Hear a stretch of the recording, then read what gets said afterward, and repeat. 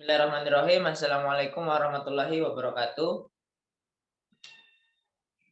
Kami dari kelompok 7 ingin melakukan presentasi dengan judul penyusunan laporan keuangan bank. Untuk materi yang pertama, sebelum masuk ke materi, saya akan memperkenalkan anggota kelompok kami. Yang pertama adalah Muhammad Gilang Maulidi, yang kedua Muhammad Aris Hidayat, yang ketiga Muhammad Soleh Hambali, yang keempat Nisrina Khairani Solina, yang kelima Nur Alfa Susianti, dan yang terakhir saya Muhammad Ete Nugraham. Selanjutnya untuk materi yang pertama akan disampaikan oleh teman saya. Waktu dan tempat kami persilakan. Baiklah, untuk materi yang pertama yaitu mengenai faktor yang menyebabkan perbedaan catatan bank dan perusahaan. Di sini ada 4 faktor, yaitu yang pertama yang menambah saldo kas berdasarkan catatan perusahaan. Yang kedua, yang mengurangi saldo kas berdasarkan catatan perusahaan. Yang ketiga, yang menambah saldo kas berdasarkan rekening koran bank. Dan yang keempat, yang mengurangi saldo kas berdasarkan rekening koran bank. Next. Lalu selanjutnya materi jurnal penyesuaian bank. Jurnal penyesuaian bank biasanya akan terjadi setelah adanya rekonsiliasi bank. Adapun rekonsiliasi bank merupakan proses mencocokkan saldo dalam catatan akuntansi entitas untuk akun kas dengan informasi yang sesuai pada laporan bank. Dalam proses rekonsiliasi bank akan memperlihatkan seluruh transaksi yang telah dilakukan selama periode yang ditentukan. Fungsi jurnal penyesuaian rekonsiliasi bank adalah untuk memberikan nilai kas yang sebenarnya untuk dimasukkan ke dalam neraca setelah dilakukan rekonsiliasi bank. Perusahaan biasanya akan menyimpan uangnya sebagian di bank dan sebagian lagi disimpan dalam perusahaan. Next. Lalu, mengapa rekonsiliasi bank diperlukan? Karena untuk memastikan adanya kesamaan catatan informasi antara perusahaan dan bank. Kemudian sebagai pusat kendali dalam setiap penerimaan ataupun pembayaran suatu perusahaan. Lalu untuk mengecek ketelitian dalam setiap pencatatan yang terdapat di dalam rekening kas perusahaan dan catatan di pihak bank. Next. Lalu selanjutnya itu contoh kasusnya. Di sini contoh kasusnya itu ditemukan ada bunga kredit harus diterima dari kredit dengan kolektibilitas lancar yang harus sudah diakui pada 31 Desember 2020 sebesar 9 juta. Bunga sertifikat deposito yang harus diamortisasi pada bulan Desember 2020 adalah sebesar 2 juta rupiah. Adapun jurnal penyesuaiannya di sini adalah pendapatan bunga akan diterima pada hasil atau pendapatan bunga kredit sebesar 9 juta. Kemudian biaya bunga pada bunga dibayar di muka sebesar 2 juta. Next.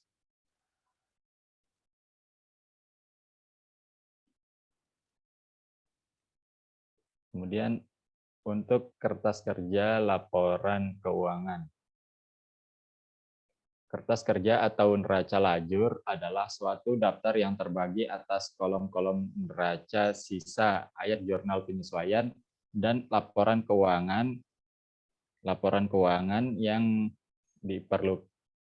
dibuat untuk menyajikan semua data akuntansi yang diperlukan pada akhir periode akuntansi.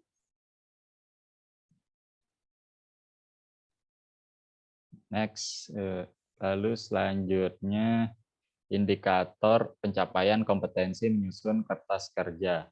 Yang pertama itu memindahkan data neraca saldo, yang kedua memindahkan data jurnal penyesuaian, yang ketiga menjumlahkan neraca saldo dan jurnal penyesuaian pada kolom NSD, lalu keempat memindahkan NSD atau neraca setelah disesuaikan, dan yang kelima menjumlahkan kolom laba rugi dan neraca. Mungkin sekian dari saya. Selanjutnya saya kembalikan ke moderator.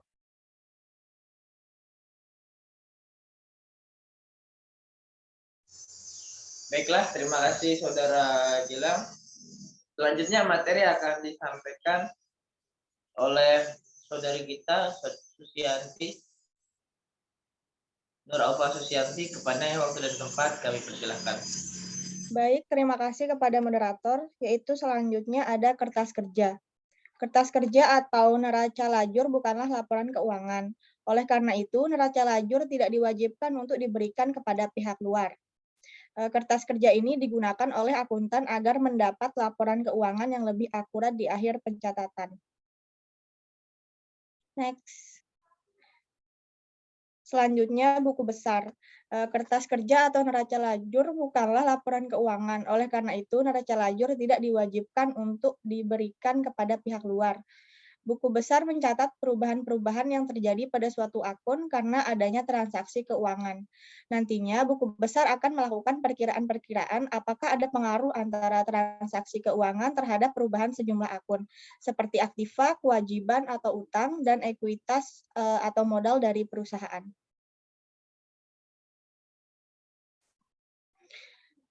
Ini merupakan contoh dari buku besar. Ada akun kas, penempatan pada BI, giro pada bank lain, penempatan pada bank lain, penyisihan penghapusan aktiva produktif, penempatan pada bank lain, kredit yang diberikan pihak terkait, kredit yang diberikan pihak lain. Next.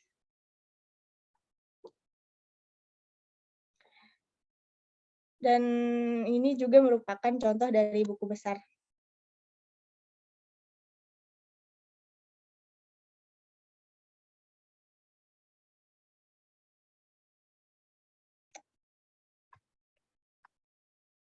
Baik, terima kasih. Saya serahkan kepada moderator. Baiklah, terima kasih Saudari Nur Aufa Susianti. Materi selanjutnya akan disampaikan oleh saudara kita Muhammad Haris Hidayat. Pada waktu dan tempat kami persilakan. Baiklah, terima kasih kepada Pak Moderator. Di sini saya akan menjelaskan laporan laba rugi.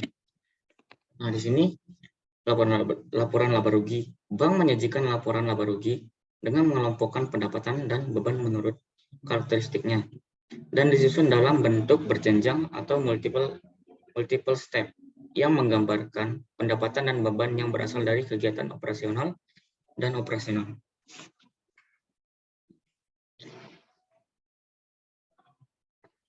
Nah, di sini kita bisa melihat contoh laba rugi. Nah, di sini bengkel mobil Maverick, laporan laba rugi per 31 Desember 2005. Nah, di sini pendapatan usaha. Nah, di sini pendapatan jasa servisnya 1 miliar. Beban usaha. Nah, beban usahanya ini ada beban gaji sebanyak 200 juta. Beban penyusutan 80 juta. Beban asuransi 50 juta. Beban perlengkapan 40 juta. Nah, di sini beban gaji, beban penyusutan, beban asuransi, beban perlengkapan dijumlahkan sehingga jumlah beban usahanya menjadi 370 juta. Nah, yang pendapatan jasa servisnya itu yang 1 miliar itu dikurangi jumlah beban usaha 370 juta sehingga laba usahanya menjadi 630 juta. Di sini pendapatan di luar usaha. Pendapatan bunganya 120 juta, beban di luar usaha. Beban bunganya 40 juta. Nah, di sini pendapatan bunganya dikurangin dengan beban bunga sehingga menjadi 80 juta. Laba di luar usahanya 80 juta. Nah, laba usahanya itu tadi kan laba usahanya 630 juta ditambah dengan laba di luar usaha 80 juta sehingga menghasilkan laba bersih 710 juta. Nah, di sini ada laporan perubahan ekuitas. Nah, laporan perubahan ekuitas menyajikan peningkatan dan penurunan aktivitas bersih atau kekayaan bank selama periode bersangkutan berdasarkan prinsip pengukuran tertentu yang dianut dan harus diungkapkan dalam laporan keuangan. Di sini kita bisa melihat contoh laporan perubahan ekuitas. Surat kabar lama.com perubahan modal. Dan di sini ada kode akun, nama akun, permulaan, debit, kredit, dan saldo akhir. Dan di sini modal sahamnya 0,0, permulaan, debit, dan kreditnya sebanyak 50 miliar, dan saldo akhirnya 50 miliar. Dan tambahan modal di sektornya yang ada di kredit 700 juta, dan saldo akhirnya 700 juta.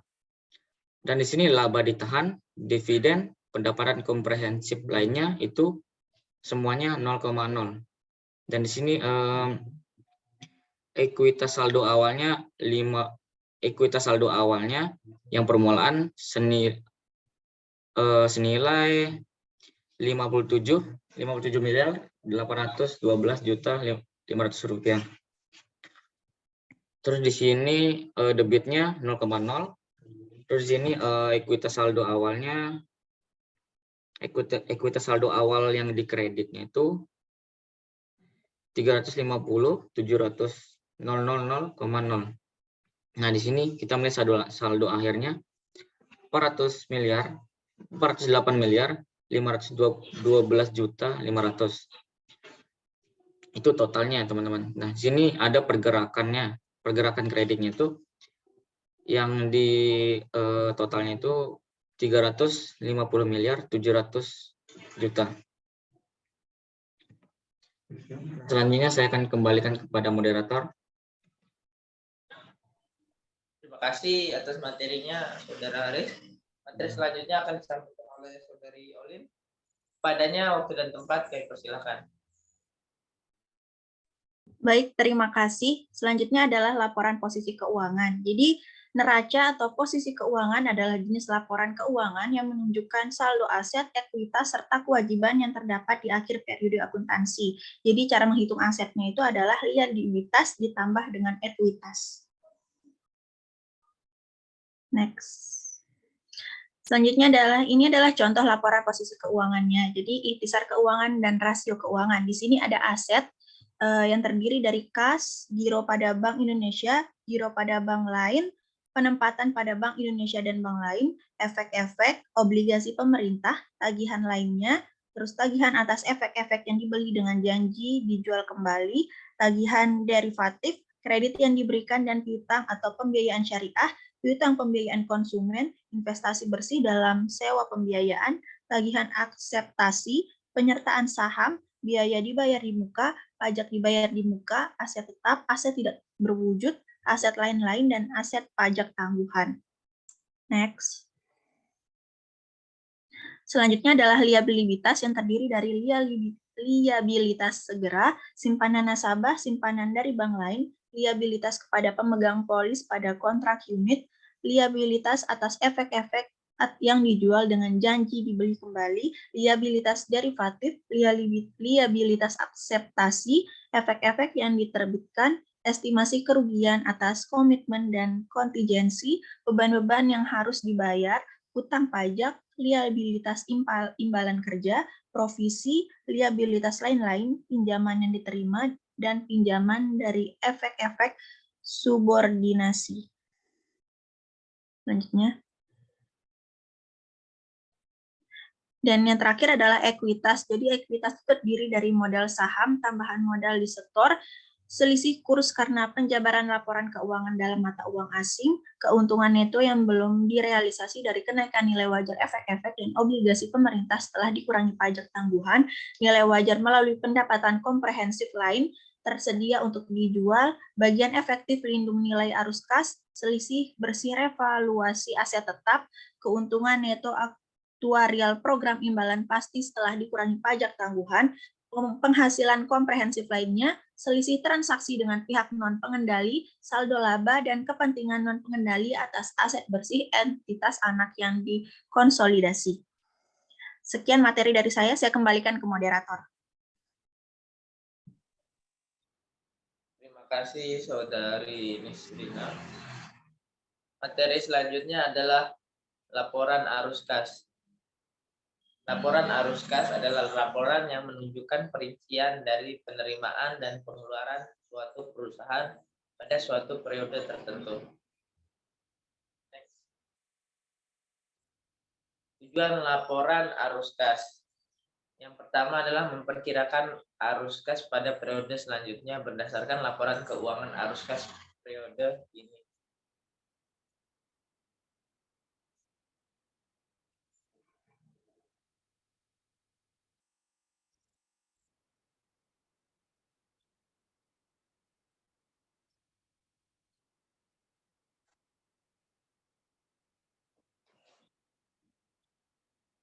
Selanjutnya, yang kedua,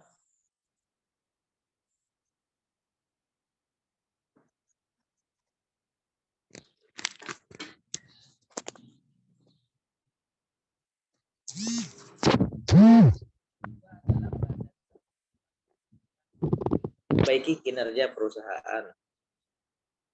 Dan yang ketiga adalah menentukan kemampuan atau ketidakmampuan perusahaan dalam membayar kewajiban perusahaan. Dan yang terakhir adalah laporan mengenai hubungan laba bersih terhadap perusahaan. Perubahan perusahaan. Next. Di sini ada contoh laporan arus kas Bank Mandiri pada tahun 2021. Dapat teman-teman lihat sendiri, ini adalah ikhtisar keuangan dan rasio keuangan. Pada laporan arus kas Bank Mandiri tahun 2021. Next.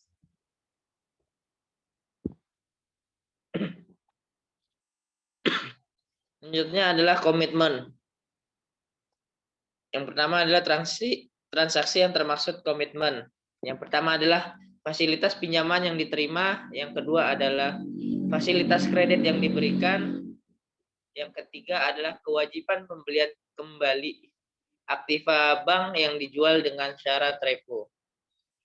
Yang keempat, letter of credit yang tidak dapat dibatalkan. Selanjutnya adalah akseptasi wesel import atas dasar LC berjangka. Yang keenam adalah transaksi valuta asing tunai, SPOT yang belum diselesaikan. Dan yang terakhir adalah transaksi berjangka valuta asing, forward and future yang masih berjalan, dan lain sebagainya. Selanjutnya adalah pencatatan komitmen dalam laporan keuangan. Transaksi komitmen harus dicatat oleh bank di luar pos-pos neraca. Standar Keuangan Akuntansi Perbankan Indonesia atau SKAPI mewajibkan bank untuk mencatat transaksi komitmen secara single entry. Berikutnya adalah laporan komitmen. Laporan komitmen adalah laporan suatu kewajiban bagi bank untuk melaporkan besarnya tagihan atau kewajiban bersih atas seluruh transaksi komitmen yang telah dilakukan. Next.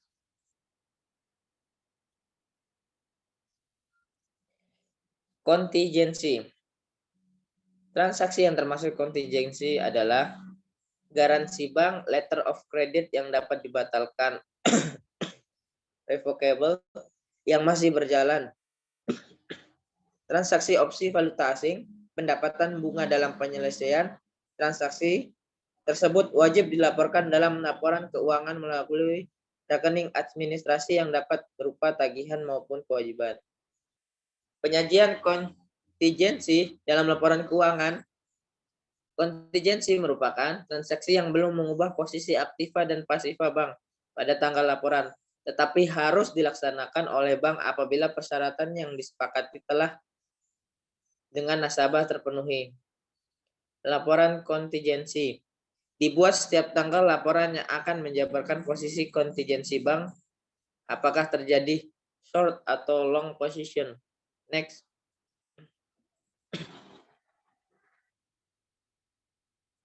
Nah, dapat kita lihat di sini teman-teman. Contoh laporan komitmen dan kontingensi. Kalau diperhatikan laporan laba rugi, kantor cabang memberikan informasi kepada kantor pusat mengenai laba atau rugi sejumlah sebelum pajak. Laporan laba rugi bank setelah pajak dilakukan oleh kantor pusat dengan menyusun laporan keuangan gabungan atau konsolidasi. Laba sebelum pajak ini akan menambahkan modal cabang sehingga ditampilkan pada neraca kolom kredit setelah RAK kantor pusat. Dapat dilihat ini laporan keuangan PT Bank Arta Makmur Cabang Semarang. Laporan komitmen dan kontingensi per 30 Desember 2018. Intinya terdapat tagihan komitmen yaitu fasilitas pinjaman yang dapat diterima dan belum digunakan. Yang pertama dari rupiah, yang kedua valuta asing, dan lain sebagainya. Untuk kewajiban komitmennya itu adalah sama.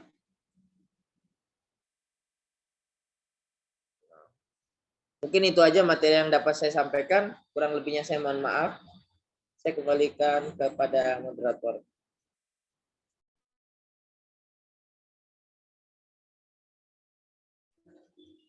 Baiklah, materi selanjutnya akan diisi oleh saudara kita Muhammad Soleh Hambali. Kepadanya untuk dapat kami persilahkan.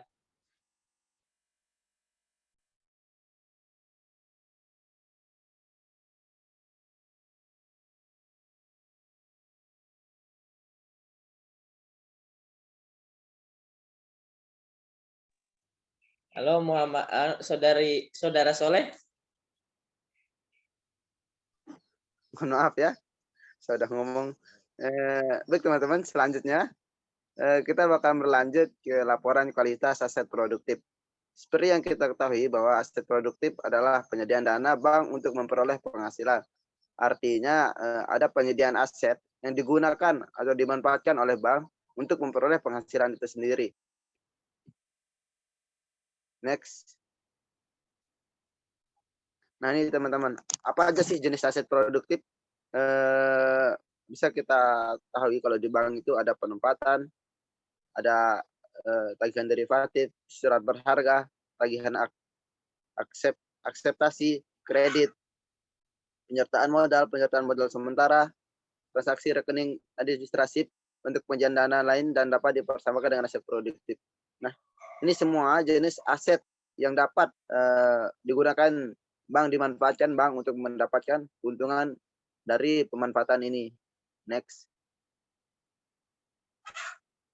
Nah ini teman-teman, ada contoh transaksi aset produktif di mana laporan keuangan di kantor cabang juga harus menyajikan kualitas aktivitas produktif agar kantor pusat dapat mendeteksi kualitas aktiva di cabang. Untuk dapat menyusun laporan kualitas aktiva produktif, diperlukan pemahaman ketentuan tentang kualitas aktiva produktif seperti telah dibahas pada bab PPAP. Dalam kasus ini lebih menitik beratkan penyajian informasinya untuk bukan menentukan kualitas aset. Untuk menentukan kualitas aktivitas bisa dilihat pada bab PPAP. Sekarang pada kasus ini adalah diidentifikasi bahwa yang pertama nih, kredit yang diberikan untuk pihak terkait semuanya dalam kondisi lancar. Yang kedua, untuk penempatan pada bank lain dari jumlah 7.900.000.000 secara berturut-turut, kolektabilitas lancar sebesar 4 miliar. Dalam perhatian khusus 1 miliar kurang lancar, 1,5 miliar diragukan, dan 500 juta macet. Diragukan sebesar 500 juta dan macet 900 juta. Itu contohnya ya teman-teman ya, kalau kita mau lihat dari segi kas ya. Yang ketiga itu ada surat berharga kepada pihak ketiga dan BI dari sejumlah 2.400.000.000. Masuk dalam kolektabilitas lancar 2 miliar. Nah, sedangkan yang kolektabilitas dalam perhatian khusus sebesar 400 juta, mohon maaf. Dan yang keempat, pada penempatan kredit yang diberikan terdapat kredit usaha kecil sejumlah 6 miliar.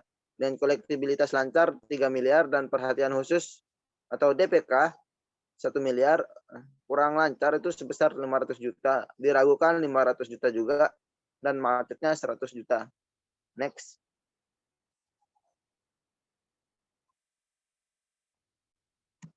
Nah, untuk yang ketujuh, yang kelima nih teman-teman. Kredit yang diberikan lain sejumlah 23.450.000. Terdapat kualitas lancar sebesar 10 miliar misalkan. Dan dalam pengawasannya itu sebesar 3 miliar. Kurang lancarnya sebesar 4 miliar, diragukan sebesar 2,5 miliar, dan macet sebesar 3,950.000 miliar. Konfirmasi neraca dari 29.450.000 ini untuk cook, dan lainnya. Yang keenam, komitmen dan kontingensi pada long physician sebesar 1.434.200.000 dan kolektibilitas lancar. Misalnya kita dengan asumsikan kolektibilitas lancarnya itu sebesar 1 miliar. Nah, dalam perhatian khususnya itu sebesar 434 juta dan kurang lancar sebesar 200 juta.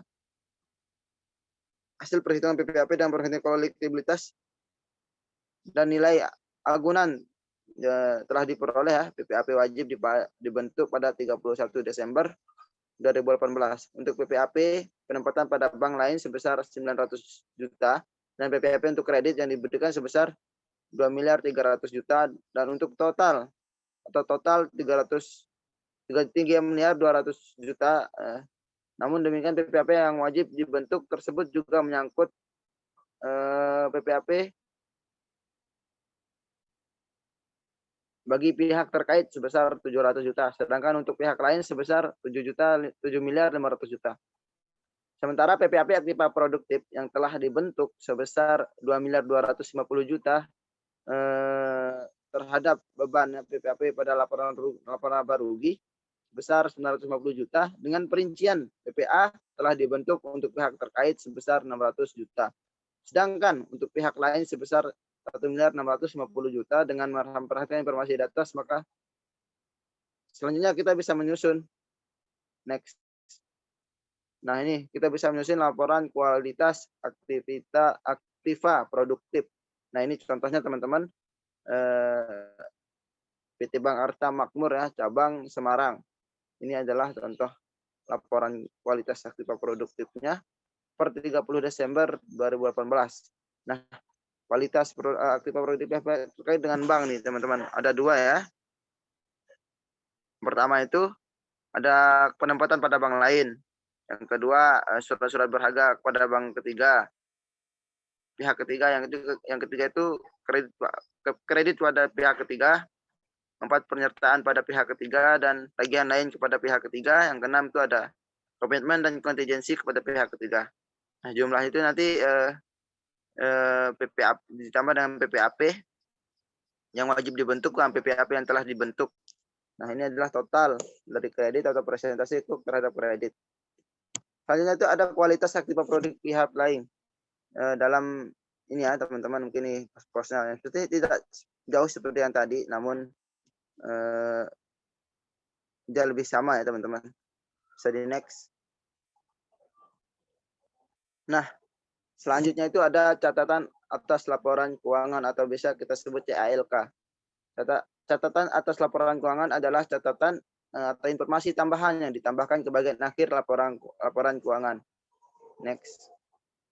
Nah, ini teman-teman, apa sih tujuan dibuatnya catatan laporan keuangan atas laporan keuangan? Tentunya dia tidak dibuat untuk semena-mena. Dia dibuat atas dasar memiliki fungsi dan tujuannya. Yang pertama itu ada memberikan informasi sumber daya. Yang kedua itu memberikan informasi potensi penghasilan. Yang keempat itu dasar pengembalian keputusan. Yang keempat melaporkan efektivitas dan efisiensi pengelolaan.